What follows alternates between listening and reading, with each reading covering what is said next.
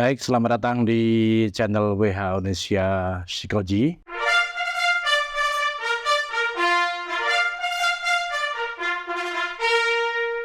Sebelumnya saya sampaikan Assalamualaikum warahmatullahi wabarakatuh. Salam sejahtera untuk kita semuanya. Salam merdeka. Hari ini kita akan bicara tentang pilar demokrasi kebangsaan. Sebelum kita bahas panjang lebar tentang pilar-pilar demokrasi, mungkin ada yang bertanya, sesungguhnya demokrasi itu apa? Demokrasi itu adalah pemerintahan rakyat atau bentuk atau sistem pemerintahan yang melibatkan seluruh rakyat melalui perwakilannya. Itulah demokrasi, atau sering kita menyebutnya sebagai sebuah filosofi dari rakyat, oleh rakyat, untuk rakyat. Ya, itu demokrasi. Pertanyaannya sekarang adalah simpel. Demokrasi Negara Kesatuan Republik Indonesia, negara yang kita cintai, itu sesungguhnya menganut sistem demokrasi apa? Ini menjadi pertanyaan publik yang sering kita bertanya-tanya. Ketahuilah bahwa ternyata bangsa ini pernah menganut sistem demokrasi parlementer, kemudian pernah menganut sistem demokrasi terpimpin, dan yang terakhir adalah demokrasi liberal, di mana memberikan kesempatan kepada rakyatnya untuk membuat partai-partai yang hingga pada hari ini banyak sekali partai yang bermunculan di negara kita. Dan sebentar lagi tanggal 14 Februari kita akan menyelenggarakan pemilu yang diikuti oleh banyak partai dan telah muncul 3 kontestan, 01, 02, dan 03. Tapi hari ini kita tidak akan bicara tentang bangsa, tentang negara, kita akan bicara tentang desa. Sebagaimana salam saya tadi adalah merdesa. Kenapa ini menjadi penting? Karena demokrasi yang sesungguhnya itu ada di desa. Itulah kenapa kemudian bangsa kita menganut demokrasi yang disebut dengan demokrasi konstitusional, yaitu sebuah demokrasi yang dalam perjalanannya harus dikawal dengan undang-undang. Sementara kita paham bahwa dasar negara yang tertuang dalam pembukaan Undang-Undang Dasar 1945, salah satunya adalah bicara tentang Pancasila. 5 sila, itulah dasar demokrasi kita. Maka hari ini saya akan bilang sesungguhnya demokrasi bangsa kita itu adalah demokrasi Pancasila. Dan nilai-nilai Pancasila yang sejati itu masih ada di tingkat desa.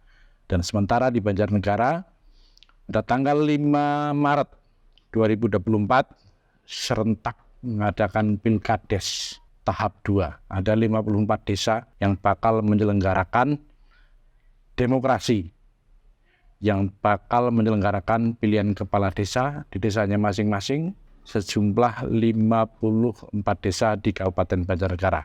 Hari ini saya akan sampaikan selamat kepada teman-teman Panlak se-Kabupaten Banjarnegara yang akan menyelenggarakan Pilkades. Semoga senantiasa dilindungi, diberi kesehatan, diberi kekuatan, karena kawan-kawan semua yang sesungguhnya menjaga benar demokrasi bangsa yang senyata-nyatanya. Kenapa saya bilang begitu? Karena demokrasi tingkat desa itu masih ada ruang yang luar biasa, di mana kawan-kawan di tingkat desa masih ada rasa ewuh-pekiwuh, saling menghargai, saling menghormati satu sama lain. Kemudian tidak ada gontok-gontokan yang terlalu signifikan di tingkat desa yang bakal mengakibatkan perpecahan di tingkat desa. Walaupun gesekan itu tetap ada, tapi saya yakin inilah demokrasi yang ada di tingkat desa masih syarat dengan nilai-nilai Pancasila. Dan itu salah satu alasan kenapa kemudian secara pribadi saya siap dan saya bersedia untuk menjadi ketua panitia pelaksana pilihan kepala desa di desa saya, di desa Kauman, Banjarnegara. Berharap semoga Pilkades 2024 nanti, khususnya yang ada di Banjarnegara ini, bisa berjalan sesuai dengan harapan. Nah, kita harapkan walaupun konstelasi politik bangsa ini luar biasa, tidak ada yang tahu apakah pemilu itu 1 putaran atau 2 putaran, tapi yang jelas jika 2 putaran maka Pilkades yang akan dilaksanakan serentak di Banjarnegara pada tanggal 5 Maret 2024 itu jelas berada di tengah antara pemilu tahap pertama dan pemilu tahap kedua. Karenanya sekali lagi, apapun yang terjadi konstelasi politik di tingkat nasional semoga tidak terlalu berpengaruh terhadap politik di tingkat desa, dan kawan-kawan desa masih bisa tetap menyelenggarakan Pilkades sesuai dengan tahapan-tahapan yang sudah ditentukan dari tingkat kabupaten. Kemudian yang kedua, saya berharap kepada kawan-kawan Panlak Pilkades yang serentak di Banjarnegara sebanyak 54 desa tadi, tidak usah terpengaruh dengan isu-isu adanya undang-undang desa. Karena apa? Undang-undang desa ini baru disetujui oleh Dewan untuk dirapatkan dengan pemerintah. Itu artinya undang-undang desa itu berarti belum disahkan. Kapan akan disahkan? Jelas menunggu pemerintahan baru. Jadi sekali lagi, bagi para kontestan calon kepala desa, bakal calon kepala desa di 54 desa se-Kabupaten Banjarnegara, tetaplah menjalankan jadwal dan polanya masing-masing untuk menuju suksesnya Pilkades serentak 2024 di Banjarnegara.